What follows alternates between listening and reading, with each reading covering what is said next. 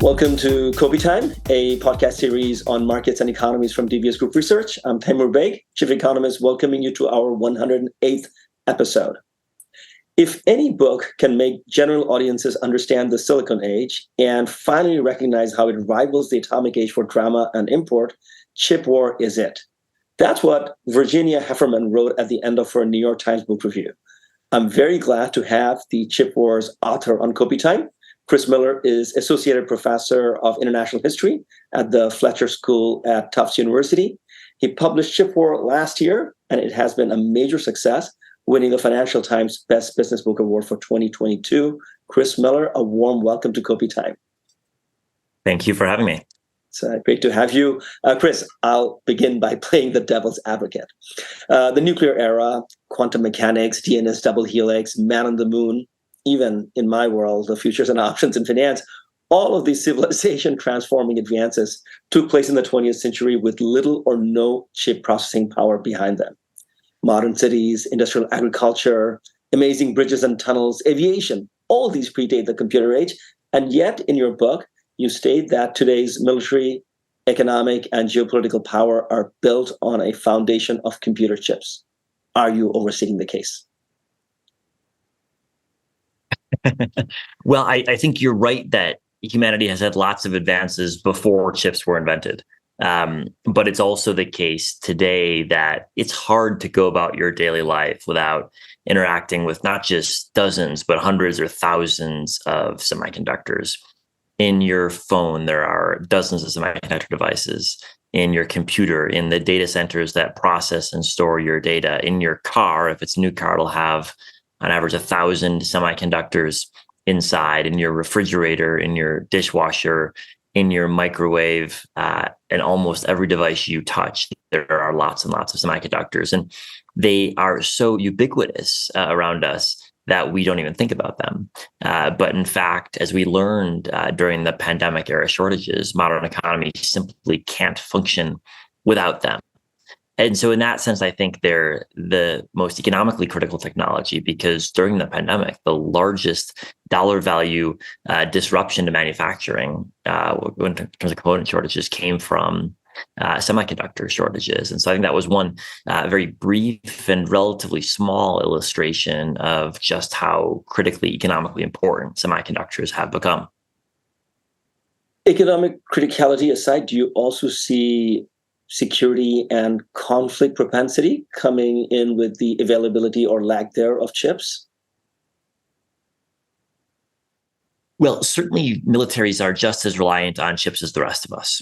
Militaries have reoriented the way they devise systems to take advantage of the sensing, the communications, the computing power that semiconductors enable. And just like today, it's impossible to buy a car without many, many chips inside, so too it's impossible to field a modern tank or a plane or a drone without lots of chips as well. And just like in cars or consumer devices, the more advanced the communication, the more advanced the sensing, the more advanced the computing, the more chips are inside. The same is true of defense systems as well, which is why today every major military is thinking harder than ever about its access to semiconductors, both in terms of assuring that it can access the chips that it needs, but also trying to find new ways to apply the capabilities that chips enable to defense systems. If you talk to defense ministries, you'll hear a lot today about autonomy, about applying AI to defense systems and intelligence capabilities. And all that means using more and more semiconductors for military purposes. Right. And in your book, also, I think there are these fascinating chapters about the Soviet Union's attempts to get some degree of superiority on chip making and how spectacularly, it all ended in largely failure. And you point out that by the early 90s, the gap was so insurmountable that even Soviet defense specialists would say one of the major reasons for their decline was the tech-related gap with the U.S. and its allies. Chris, your book has just fantastic first 6-7 chapters on the history of chip making, and we go all the way back to the 40s and 50s, the Bill Noyce and Shockleys of the world. And by the way, I did my PhD at Urbana-Champaign, Illinois. I did not know about John Bardeen till I read your book, and now I know why there's a Bardeen quad at Illinois. So looking at that and the incredible success that Silicon Valley has had over the last 50, 60 years in terms of pushing innovation. So help us sort of walk through the critical ingredients behind this continuous series of innovation in the area of computer chips. Well, the key to the rate of innovation in the chip industry is to understand Moore's law. Gordon Moore was one of the co-founders of Intel. Even before he founded Intel, though, he was involved in the chip industry. And he realized very, very early on that the number of transistors per chip was doubling every year or two. And at the time, a cutting edge chip would have a very small number of transistors on it. Today, your phone has billions of transistors. But just 6 years after the first chip was invented, he saw a pattern of doubling every year or two and predicted that that rate of doubling would continue for some time. He thought it would continue for at least a decade. It turns out it continued all the way up basically to the present. And what that's meant is that the chip industry has improved its capabilities more rapidly over a longer time horizon than any other type of technology in all of human history. Nothing else comes remotely close to that rate of technological improvement, exponential growth for more than half a century. It's something that the rest of the economy can only dream of. In most companies, if sales grow by 5% or if technology improves by 10%, it's a great success. And in the chip industry, that's an extraordinary failure. And so I like to compare that to other types of technologies, aviation, for example.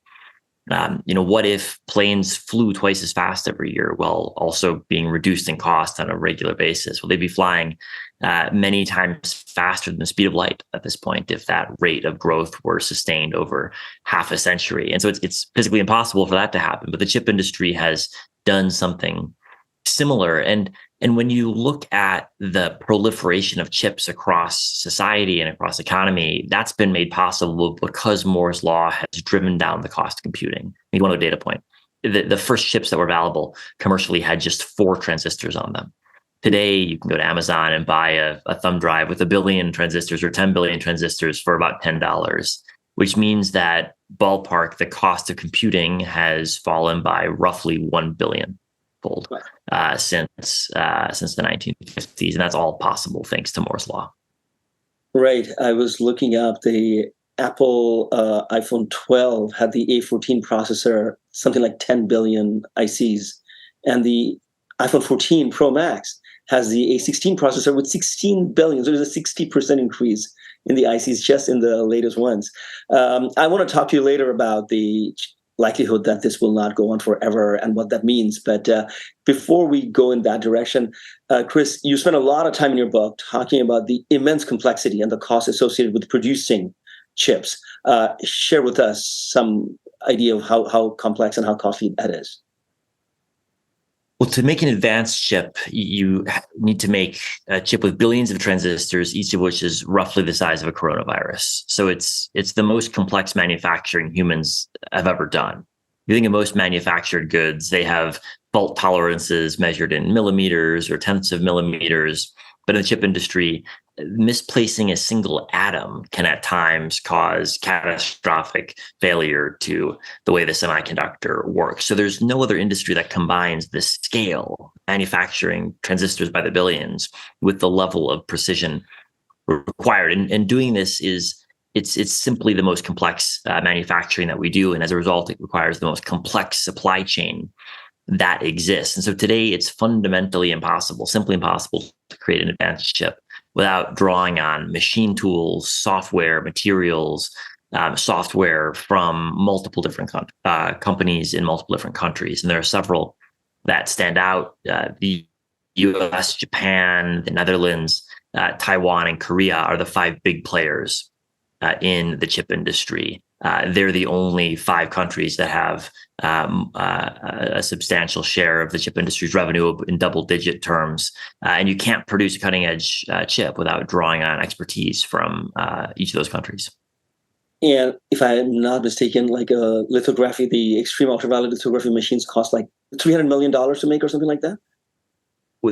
That's right. Yeah, the next generation lithography machines will cost $300 million or so dollars. And a cutting edge chip making facility, as a result of all the machinery you need inside of it, can cost $20 billion or so. They're the most expensive factories in human history, and 70% or so of the cost of a new chip fab, fab is what you call a manufacturing facility, is just to pay for the machine tools. So these tools that can lay down thin films of materials just 4 atoms thick with basically complete uniformity, or carve canyons into silicon just a couple of atoms wide. This is the most complex machinery humans have ever made. That requires the supply chain that stretches from the Netherlands to the US to Japan. And you can't make advanced chips without these tools. And these tools themselves are not just made exclusively in these 3 countries. They're also made by a tiny number of firms. And in the case of some of the tools, there's just one firm that knows how to make them. And so you mentioned the lithography tools. When it comes to advanced lithography, ASML in the Netherlands has 100% market share of the tools that are necessary to make cutting edge chips. I think there's one part in your book, you have this amazing analogies. You say that the Carl Zeiss lens or mirror that is required to reflect the laser in the fab process for EUV, it's like the perfection in that is like, trying to hit a golf ball on the moon from here. Like the laser has to be that accurate, or the purity on the glass has to be like, if there's 1 millimeter of impurity, it's like the size of Germany. That's the size of the mirror, and that's the tolerance level, which is absolutely mind-boggling. But I really like the way you portray it, because I think we sort of understand the word complexity. We're really understanding it, and I think that sort of analogy really helped. Definitely, it helped me. Okay, so it's a truly globalized process. All sorts of companies have very specific and world-dominating roles in it. So I take it you don't believe the Chinese can do it all by themselves. Well, I think it depends on what we mean. If we mean, can China produce 2023 levels of technology self-sufficiently at some point in the future, I think the answer is yes, they will be able to. The question is, how far in the future will that be possible? And because the industry races forward very rapidly, if any country catches up to the cutting edge in 20 years' time, it's a meaningless accomplishment, because the cutting edge will be so far advanced. So I think answering your question requires specifying the time horizon. Do I think China can indigenously develop cutting edge capabilities soon using solely domestically produced technology? I doubt it, just because I don't think any country can do it indigenously soon. And if I look at the largest producers of in the semiconductor industry, the U.S., Taiwan, Japan, Korea, none of them have any sort of remotely plausible pathway over the next 10 years to be completely self-sufficient in chip making. And so it seems highly implausible to me that China, which is today still a small player in revenue terms, has a plausible pathway of its own. I mean, this may be an unfair question because this happened just like last week. So the Mate 60 phone that Huawei came up with, and just a couple of days ago, I saw that they're also introducing some foldable phone, and these seem to have 9 nanometer chips in them made by Kirin, or Kirin, the Kirin 9 processor or something like that. Is it still like a made in China phone, or there's still a huge amount of design and other elements that are coming from a globalized supply chain process? Well, we're still learning more about the chip inside of the Huawei phone. I think what we can pretty safely assume thus far is that it's clear that the manufacturing process used to manufacture the chip is what's called a 7 nanometer process. So this is a process that TSMC first brought online about 5 years ago in Taiwan. It's a process that is now used in mid and low range smartphones. Newer smartphones will have TSMC's most advanced process, 5 nanometers in them. We don't know about the efficiency of the manufacturing yet. So Huawei's manufacturing partner, SMIC, hasn't released any data, nor do I think they will anytime soon. So whether this chip is being produced at huge inefficiency or relatively efficient, we're still going to find out.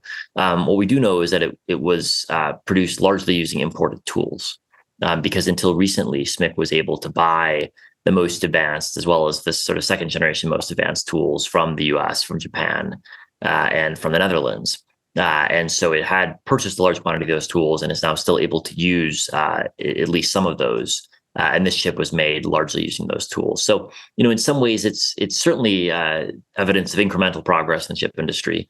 It's probably not evidence of catching up, because TSMC is also moving forward. And so the gap between TSMC and China's capabilities doesn't appear to be decreasing. Is it evidence of self-sufficiency for China? Not really, because again, the machines that were producing these chips were largely imported machines. So it's progress of a sort, but I wouldn't call it a breakthrough. Tell me a little bit about the term that you use, inefficiency or efficiency. So I think the yield of semiconductor is like a very important part of the bottom line of any manufacturing process. So give us a sense of, what kind of yield is needed and how complex it is, the process of getting decently efficient yield out of semiconductor production. Yeah, yield is the key variable in it. That just means the share of chips you produce that actually work. And because chips are so complex at the cutting edge, it is very, very, very easy to make errors in the manufacturing process that cause a chip not to work. And there are ways you can try to make your chip more or less resilient to having errors. But whenever any company brings online a new manufacturing process, more advanced with smaller transistors, there's always a very significant learning curve that has to be overcome. And yields always start low, and then they're always intended to end very high in the 90% level. As close to 100 as possible. And the process of improving yields is therefore critical to financial viability for companies. And so a key question in your ability to price effectively if you're a chip maker is what yield you can produce at. Because if you're producing at 50% yield, in other words, you got to spend amount of, you need to fund the production of twice as many chips as you actually get in terms of working chips. You're going to be a lot less competitive than a company with 90% yield. And so we don't have good data about yields from companies. They're very secretive about their yield data. But we know that the leading chip makers end up with very high yields in the 90% range for their mature processes. And so if you look at the new Huawei phone, a fundamental question is, what's the yield? And I don't think we're going to know the answer to that question anytime soon, but any assessment of how viable a process is or not has to try to get a sense of the yield. So Chris, you mentioned that the Huawei phone could have, homegrown processors, but the machine tools, the critical component of preparing that semiconductor are all imported. So give us a sense of state of sanctions in play right now. Are we saying that China is restricted from importing any lithography machines going forward?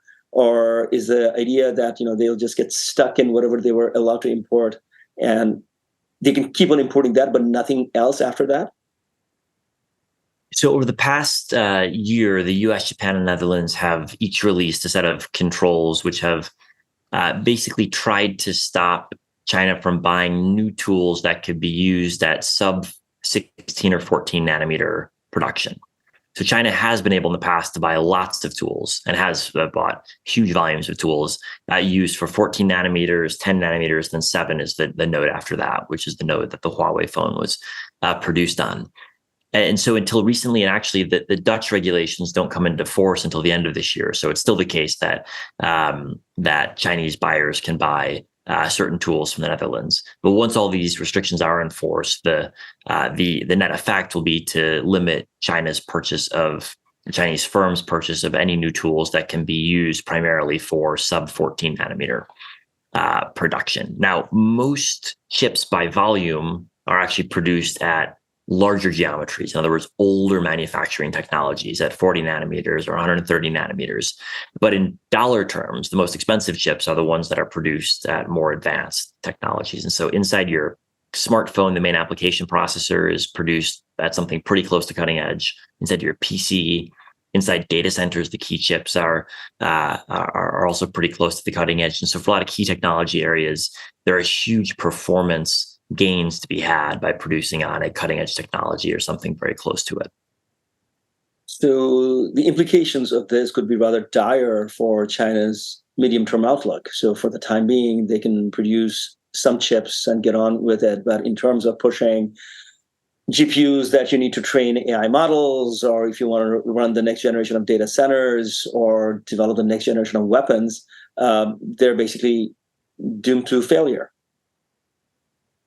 Well, I think I would differentiate first between the restrictions on tools used to produce chips below 14 nanometers and the restrictions on specific chips themselves. So the US, Japan, and the Netherlands have restricted tools used for sub 14 nanometers, but they haven't restricted the transfer of chips to China sub 14 nanometers. And so today, China imports almost all of its sub 14 nanometer chips from Taiwan, from Korea, from the US, from elsewhere, which is the reason that China spends as much money each year importing chips as spends importing oil. That's largely smartphone processors, PC processors.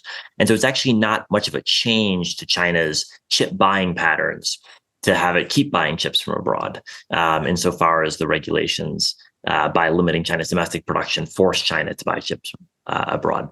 There are also, though, as you mentioned, specific US rules that ban the transfer of GPUs or chips used to train AI systems to China. But these are very, very specific rules governing just one type of chip. And so the US has, via its rules, kept wide open the transfer of any chip for smartphones, any chip for autos, any chip for PCs, almost all types of chips except GPUs. So China can still buy very advanced chips from abroad for smartphones. The only restriction is when it comes to the chips that are used to train AI systems. And those are the chips called GPUs that are largely produced by NVIDIA. Would the state of sanctions remain where they are, or the net is about to get tighter? Well, I think a lot depends on, first off, the direction of U.S. politics. U.S. has an election next year, which could bring policy change. But second, Chinese policy as well. I think one of the key questions, the key uncertainties is what cost China is willing to bear to pursue its self-sufficiency drive. We've seen the Chinese government spend tens of billions of dollars a year from 2014 to present towards self-sufficiency. I think that rate will certainly continue, but I wonder if it will even intensify. And if China is willing to spend more money on self-sufficiency, in other words, produce more chips at a very inefficient manner domestically, it could end up buying fewer chips from abroad. And if China starts buying fewer chips from abroad, it also loses some of its leverage, because right now, one of the factors limiting foreign restrictions on China is that foreign chip firms still sell a lot of chips to China.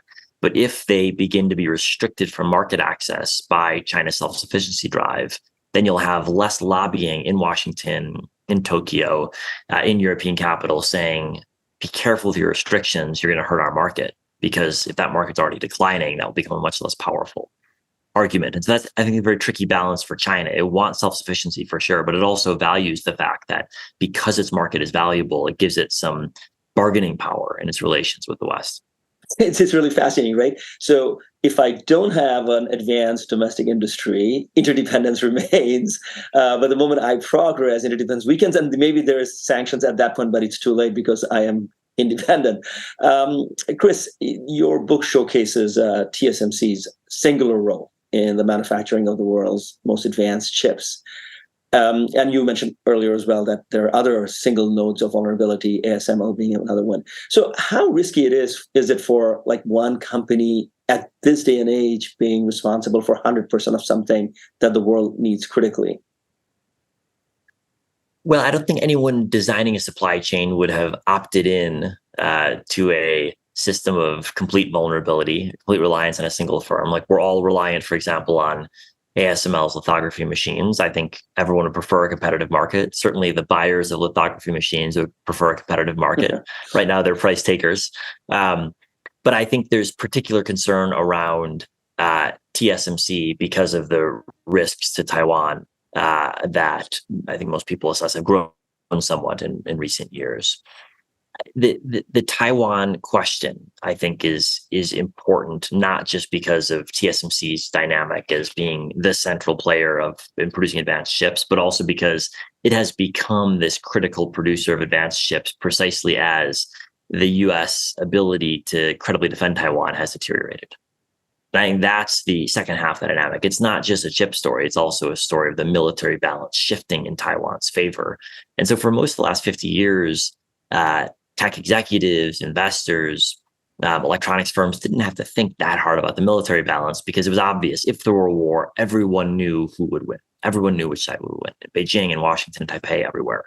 Today, if there were a war, there's a lot of uncertainty about what the outcome would be.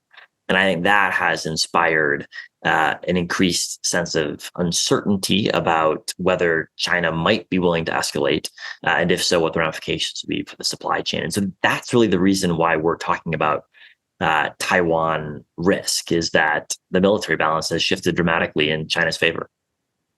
Right. Yeah, I don't see anybody forcing ASML to start making lithography machines elsewhere because That's Holland is right. not seen as a node of vulnerability. There are these, terrific chapters in your book where you sort of talk about the war game scenarios around which China-Taiwan situation can unravel. And I think that was also very instructive. Okay, I want to come back to something we talked about earlier, Gordon Moore and his incredible precision call 55 years ago that, chip speed, processing speed can double 18 to 24 months. How long can that last, Chris? Well, nobody knows the answer to that question. Even the smartest people in the industry are just speculating. I think we can say a couple of things. One is that since the 1980s, Moore's law's death has been regularly predicted, and it's always been wrong. In the 1980s, there were very distinguished computer engineers who were highly confident that Moore's law would come to an end, and they were completely wrong. In the early 2000s, Gordon Moore himself said that he couldn't fathom ways that the industry could keep Moore's law alive for more than a decade. And here we are 2 decades later, and it's still alive. So I think we should be very cognizant of the fact that past predictions of Moore's law's failure have always been wrong. And that should, I think, sensitize us to the fact that there are lots of smart people trying to find ways to keep it alive. I think also it's the case that we have a pretty clear line of sight. If you look at the roadmaps that have been put out by TSMC or Intel over the next decade, how we're going to get at least another decade of transistor shrinkage. Beyond that point, nobody knows, but it's always been the case that more than a decade out, nobody knows. It's just too far out to realistically plan. Right. I mean, certainly will be the please. No, please go ahead. It certainly will be the case that at some point you can't shrink transistors any further. We're already measuring them in terms of nanometers. Soon we'll be in the angstrom era, defining them in terms of angstroms. We'll have to invent, I think, new terminology to measure the minute distances by the end of the decade.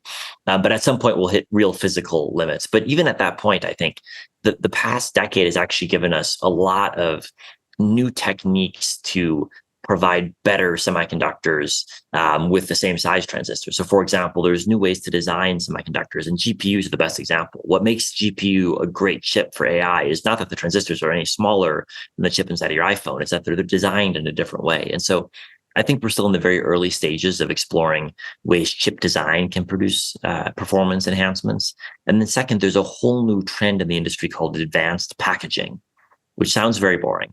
But actually, it is going to be revolutionary in terms of letting us put different types of chips together in different ways, which will provide huge performance improvements in terms of speed of data transfer, in terms of managing heat dissipation, huge issue when you've got lots of electrons flying around, and also in terms of cost, letting you combine, for example, a low-cost chip and a high-cost chip in a way that brings down your overall device cost. And so we're in the early stages of this trend as well. And so when I look at the trajectory we have of at least another decade of shrinking transistors further, plus the design renaissance is underway, plus the advanced packaging shifts, I'm pretty optimistic that we've got a long pathway for further advances. So even if the exponential increase in number of transistors per chip stops, we can probably have computing power per chip continue to increase. That's right. That's exactly right. Right. Thanks to your book, I mean, I'm doing stuff that I've never done before. I now go to the IBM website and they have these newsletters from their scientists about, to your point about chip design and issues related to heat dissipation. So yeah, I have no idea exactly what they're talking about, but it's nonetheless sort of energizing to see that there's all sorts of thinking going on for the next generation of progress. Chris, we talked about military issues earlier. I want to bring that back. Even in your book, from the very beginning, when rockets were being developed, military experts saw the application of chips in the guidance system. And you have this really cool chapter in your book where you talk about the early 90s during the Gulf War. First time we saw the application of advanced guidance systems. So military applications are always at the forefront of chip demand. Is that a good thing? Well, I don't know if it's a good thing. I think it's an inevitable thing. I think it is inevitable today that militaries are going to try to acquire whatever edge they can. And today that means developing systems that are more autonomous. Autonomous systems are a key focus of all of the world's major militaries and deploying AI to defense and intelligence systems. And we already see in the Russia-Ukraine war plenty of examples of ways that AI is being used. For example, militaries have computer vision algorithms in their intelligence systems. So take a satellite photo and differentiate what's a tank and what's a truck. Now, that can be done automatically. That's pretty simple. But more decisions about communications. For example, if your adversary is jamming your frequencies of your communication system, can you use an AI to rapidly jump between frequency in a way that's faster than your adversary's system? These are some of the use cases of AI in military context. And then I think if you look at the role that drones have played in the Russia-Ukraine war, again, that provides a very clear, I think worrisome, but clear pathway for how militaries will begin to deploy increasing degrees of autonomy in drones as well. And so we're going to, I think, have very complex ethical debates over the next several decades about in what ways are we comfortable deploying autonomy in military systems. But just as we're going to get autonomous cars, and just as autonomy is coming to all other range computing applications, so too it's already coming to military systems. And there is I think, very real race between the world's leading militaries and above all between China and the US to harness this technology for defense purposes. So robot soldiers, here we come. When I see those Boston Dynamics videos of those, somersaulting robots, the first thing I don't think, initially everybody said that that's like the next, guy who's shelving stuff at the Amazon warehouse. But to me, it was more like somebody holding an AK-47 and, joining the front. Chris, this is just a stream of consciousness observation. While the Ukraine conflict shows all sorts of cutting edge application, it still looks like a very First World War type of terrain when we look at the videos, trenches and something called dragon's teeth, which is basically, concrete boulders to stop tanks from going over. So it seems like, we have a lot of shiny new toys, but the adaptation of them, the full usage of them, it takes a while, right? Would you agree if I say that the sort of compute power that we have right now, even the existing compute power, forget about the stuff that's coming, we're barely using a fraction of that? I think that's right. I think when you look at the Russia-Ukraine war, it's easy to miss a lot of the ways in which computing has actually been pretty decisive. So, for example, there's the whole cyber war that didn't happen. We collectively expected that Russia would launch devastating cyber attacks and knock out Ukraine's cyber infrastructure in the early days of conflict. That didn't happen, in no small part because Ukraine was defended by Google and Microsoft and some of the key Western tech giants, and their computing capabilities are key to cyber defenses. And we've talked about autonomy in many parts of the economy. Well, autonomy in both cyber offense and cyber defense is coming soon. It's actually already arrived, and so that will be a new frontier for the application of AI. When it comes to the intelligence that Ukraine has received from the West, we've got many examples of Ukraine receiving very accurate targeting data from the West, and signals intelligence is one of the early use cases of the application of AI to military systems. And so we don't have great visibility into all of the specific platforms that the U.S. is using to give Ukraine targeting data, for example, for its HIMARS rockets. But I don't think you can safely. I think you have to assume that there's a whole lot of computing involved in the very rapid identification of targets, transmission of those targets to Ukrainian forces, and the Ukrainians for HIMARS system will have to just press a button and the rocket flies automatically to hit its targets. Those are just two ways in which computing has made, I think, a real difference on the battlefield. But I think you're right that in some ways this is a 21st century war, in other ways it's a 19th century war, and I think that speaks to the fact that regardless of the technologies, or in some ways because of the technologies, warfare remains a very brutal business. Yeah, absolutely. So we've sort of almost naturally progressed toward talking about Ukraine. That was supposed to be my final question. And I think many fans of chip war may not be aware that your core expertise includes Russia and Cold War history, and you've written several books on Putin and Imperial Russia. I'd love to do a separate podcast one day, Chris, with just talking about Russia, because there's like so much to talk about, particularly the historical context that you have written so articulately about. But just give me a sense. We've talked just a little bit about the technology around the Ukraine conflict, but as a historian, what's your take on the course the conflict has taken, and what would be a path to resolution? Well, I think the key driver of the conflict is a question about where does Russia's sphere of control end. I think the Russian view, which President Putin has articulated, is that Ukraine is and ought to be in Russia's sphere of control. I think the Ukrainian view and the Western view is that Ukraine should be able to make its own choices about whether it wants to be part of the Russian sphere. I think that's the core disagreement that has led to the conflict. And I think there's no pathway in sight for that issue to be resolved. People speculate, well, can this territorial settlement or that territorial settlement resolve the conflict? But I think the core question is Russia going to continue fighting to keep Ukraine or try to keep Ukraine in its sphere, or is it willing to let Ukraine not be in its sphere? And that's, I think, the key uncertainty that we just don't know Russia's willingness to fight on to pursue that aim. And the Ukrainians will say, we're not going to do a ceasefire now, because if we do, the Russians will start fighting again after rebuilding for a couple of years. And I understand why they think that, because that's been the track record of recent history. There was a ceasefire in 2014. The Russians rebuilt and attacked again. And so I think that key question of ultimately, is Ukraine an independent country or not? And does Russia recognize it as independent or not? That's what's at stake.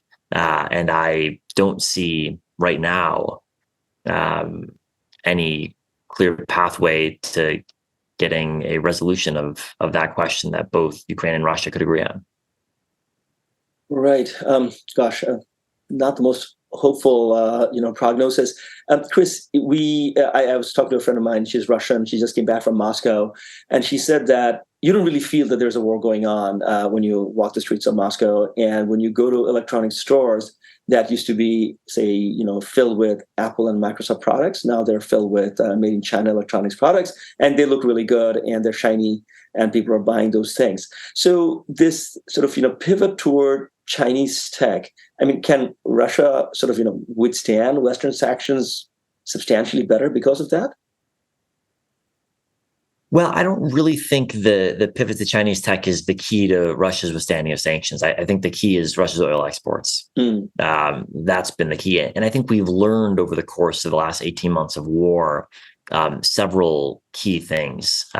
One is that the Russian war effort has been very stimulative for the economy. So the Russian government is running a pretty large budget deficit now, but that is produce a sort of Keynesian impact on the Russian economy, which I think ought to have been expected, but most people, myself included, didn't fully expect in the early days of the war. And so rather than unemployment or declining incomes, we actually have very rapid income growth driven by very low unemployment in Russia because of labor shortages. So that's one surprise of the war. I think the second surprise is about the West's willingness to impose sanctions, because one of the really striking facts of the war is that the West at first started to impose very tough oil sanctions on Russia and then immediately walked them all back via the price cap scheme. And so now Russian oil exports are basically unchanged since before the war, precisely because the West has collectively decided that it doesn't actually want to sanction Russian oil exports. It wants more Russian oil exports to keep prices as low as possible. And so if you look at the Russian economic situation, that's the key dynamic, is that A, the domestic economy is being supported by deficit spending domestically, and B, the external accounts are, they look relatively stable because oil exports, prices fall on of oil, but volumes are almost as high as ever. Right. But I want to stick with that tech issue. I agree with you. I agree that the oil export revenues are basically what's driving, Russia's resilience. And of course, if they want to buy stuff from China, they still have to pay. And then that's where the revenue is coming from. But going back to the tech issue, the view is that, if you don't have access to Western technology, if the Apple iOS is not, upgrading and you're not getting the Microsoft 365 support, that day-to-day commerce and inventory management, everything sort of comes to a standstill. But clearly that's not the case for Russia. So I'm assuming that they're not getting those regular updates from Western tech. And still, I don't hear any logistics failure or any difficulty in running power plants, or for that matter, running the military in the case of Russia. So it's basically what, smuggling? Is that the way they're sort of keeping themselves going? Well, I think for software tools, it's always been relatively easy to pirate software tools, and Russia actually has been a big market for pirated software. And so if you can't get the latest iOS update, you just use the old version. It's slightly more vulnerable to being hacked. Your performance declines over time, but that's pretty manageable. I think for enterprise software, one of the surprising things has been how long many enterprise software firms kept servicing Russian customers. I see.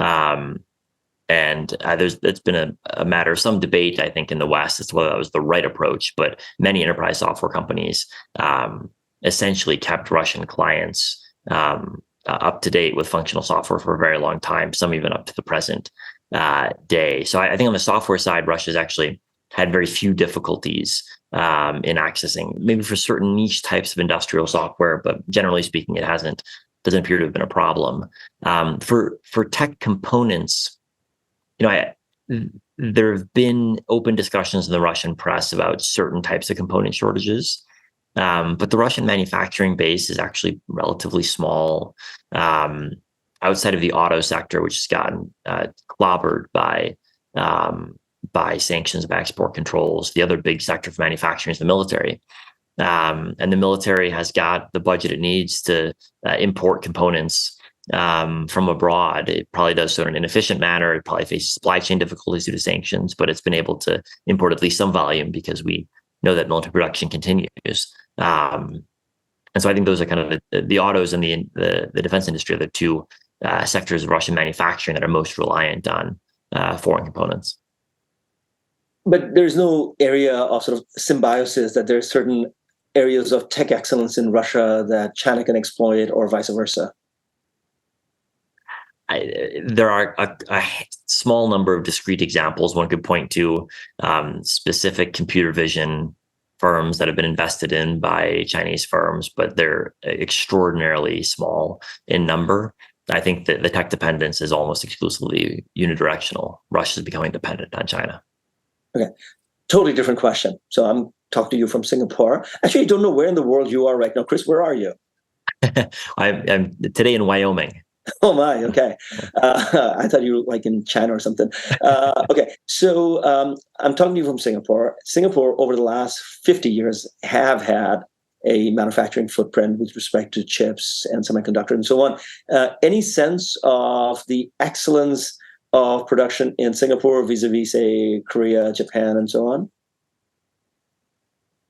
Well, I think in terms of cutting edge production, the cutting edge has been in recent years in Taiwan and Korea, in the US, not in Singapore. But there's a very substantial manufacturing base in Singapore.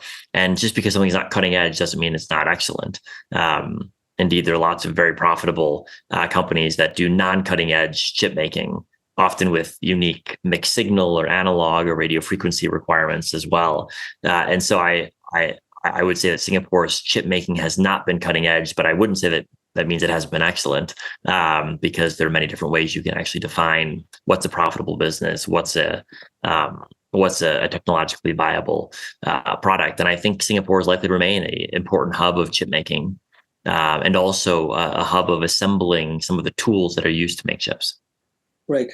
Okay. So, final question, since you mentioned Korea, when people sort of dissected through the Huawei phone, so one of the things that was mentioned that there are some Korean parts in it. I think Hynix, right? That's the company that produces those things. So yes, Taiwan is at the absolute singular superiority with respect to cutting edge chips. Just give us a sense of how things are in Korea, perhaps also in Japan. Well, Korea is really critical as a producer of memory chips. Now, there's two types of memory chips, both of which are produced at the cutting edge in Korea. There's a number of firms that produce cutting edge memory chips, one in the US, one in Japan, and two in Korea primarily. Memory chips are basically commodity. You can more or less swap out one company's memory chips for another. And as a result, there's not nearly as much differentiation between the firms, and the pricing dynamics are also quite different. Profitability is generally lower, but Korea is by far the world's largest producer of memory chips, and Korean firms, Samsung and Hynix, are absolutely critical suppliers of of memory chips. When it comes to Japan, Japan's actually not primarily important as a chip maker. There are chips made in Japan, especially for auto and industrial uses. But Japan is really unique as a producer of highly specialized chemicals used in chip making, and also some of the machine tools needed to manufacture advanced chips. And that's really where Japanese firms have pretty unique market positions. I remember during the Fukushima earthquake and tsunami, and then this was a power plant issue, that there were that one note of vulnerability that there were some chips that were made for navigation systems which were not coming in. And as a result, Thailand's auto production came to a standstill. And that was the first time I sort of started thinking about these, nodes of vulnerability. Chris, I believe in your book, you had mentioned as far as the memory chips, the DRAMs and the NANDs are concerned, that is one area where the Chinese can probably eat Korea's lunch. Well, it's probably true if China can get access to the tools needed to make those chips. And until recently, China could. Now, however, those tools are restricted. Chinese firms can't purchase them. And actually, the leading Chinese memory producer, a company called YMTC, is under additional U.S. sanctions in addition to the broad ones. And so actually, I think one could argue that Korean firms have seen a potential major competitor really impacted by these controls in a way that might protect their market share for some time to come. So there are lots of unexpected knock-on effects of the controls that have interesting implications for a number of different countries, but Korea being one of them. Lots of unexpected knock-on effects. I think that's a very good way to sort of summarize the world, the chip war dynamic. Chris, I really appreciate your time, and thank you so much for your insights. Well, thank you for having me. Fantastic time with talking about this, and great job with the book. Kopi Time is for information only and does not represent any trade recommendations. All 108 episodes of the podcast are available on YouTube and all major podcast platforms, including Apple, Google, and Spotify.